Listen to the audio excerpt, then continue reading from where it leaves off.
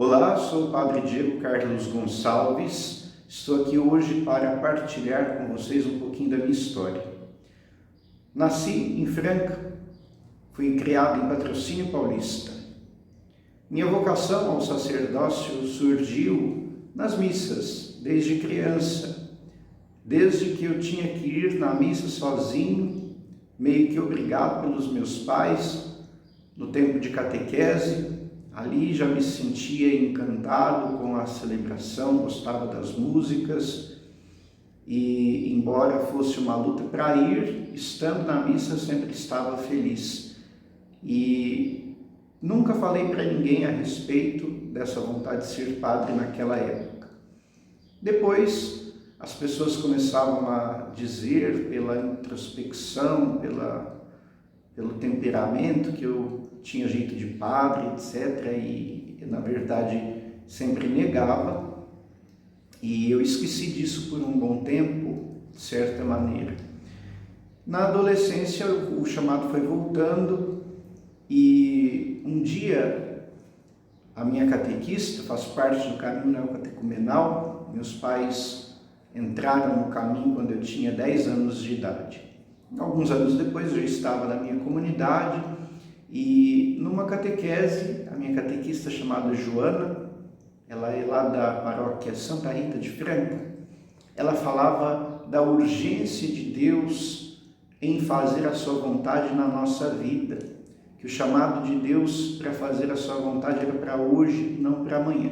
E naquele período eu sempre pensava, se eu tiver vocação para ser padre, eu vou responder isso para Deus depois, vou primeiro fazer faculdade, né? E quando eu tiver certeza disso eu respondo, e era sempre a justificativa que eu dava para mim mesmo. E essa palavra foi muito forte, muito importante, e eu me lembro que sempre na liturgia, naquele período, comecei a me sentir muito tocado, de muitas maneiras, até que numa confissão que eu fazia, o padre no final me perguntou se eu já tinha pensado em ser padre. E aí, diante da confissão, tinha acabado de me confessar, não tive coragem de mentir, né? Disse para ele que sim. Ele me pediu para procurar o padre da paróquia. Então era o padre Marco Antônio Bonhotti. E ele me orientou a esperar, porque estava trabalhando para a Jornada da Juventude, que aconteceu em 2000, inclusive, em Israel. A princípio era para ir para a Itália, mas depois mudou para Israel. E assim eu fiz, não falei para ninguém a respeito disso, continuei trabalhando para essa peregrinação e lá nós tivemos o chamado vocacional. Então eu ali respondi oficialmente esse chamado, recebi a bênção que era dada ali para os vocacionados e foi ali que começou um acompanhamento vocacional. Naquele ano nós não tivemos encontros vocacionais do caminho neocatecumenal na diocese, então fui participar do encontro vocacional diocesano. Penso que isso foi providência de Deus, Ele nos chama e nos conduz da maneira que Ele quer. E ali, no primeiro ano de encontro vocacional, eu fui muito questionado sobre a vocação, fui iluminado sobre muitas questões, penso que cresci espiritualmente também, na compreensão de mim mesmo, de muitas coisas da igreja. Foi muito bom. E tive um sinal de Deus desde aquele encontro vocacional em Israel. Lá não tem tanta chuva como aqui, vocês sabem, um clima semidesértico, e como nós tivemos chuva durante o tempo da peregrinação, o Papa e também o Kiko Arguello falaram a respeito deste sinal como um sinal da graça de Deus. E depois, nos encontros vocacionais diocesanos daquele ano, todos os encontros vocacionais nós tivemos chuva. No último encontro vocacional, em novembro, o padre que levava o encontro falou para a gente assim: olha, se alguém está pensando que essa chuva é um sinal de Deus, não pense nisso, né? Esqueça isso, porque é só chuva, é só uma coincidência. Naquele momento eu lembrei do Papa falando que era sinal de Deus, e eu já tinha tomado isso como uma graça muito grande, né? Um sinal realmente de Deus confirmando a minha vocação, mas isso ficou no silêncio, não questionei o padre.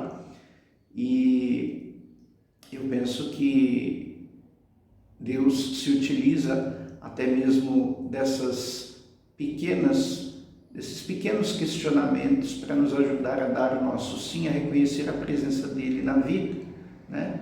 Esse padre, muitos anos depois, falou de sinais de Deus, mostrando o caminho da sua vida, e naquele momento eu pensava, Deus sabe o momento de tocar a vida de cada um. Mas, continuando essa história, então, depois de 2 anos de encontro vocacional, entrei para o seminário. Penso que foi um tempo importante de espera, né? Ficar mais 1 ano de encontro vocacional, né? Poderia ter entrado no primeiro, mas fiquei inseguro, rezei e sentia que Deus pedia que eu esperasse mais 1 ano. No seminário também tive provações, tive dificuldades que questionaram a vocação, que me fizeram responder de uma maneira mais objetiva e consciente a esse chamado de Deus. Eu penso que tudo é providência de Deus. E Deus então me conduziu ao sacerdócio pela sua graça, né? Tive muitas experiências pela oração, de pequenos sinais, de confirmações, mas penso que, sobretudo no trabalho pastoral, a gente encontra depois essa maior confirmação do amor de Deus, porque ali a gente pode se sentir realizado, feliz, mesmo tendo as dificuldades da vida, as cruzes continuam pela vida. A cada dia nós temos que tomar a nossa cruz para seguir a Cristo, como Ele mesmo diz.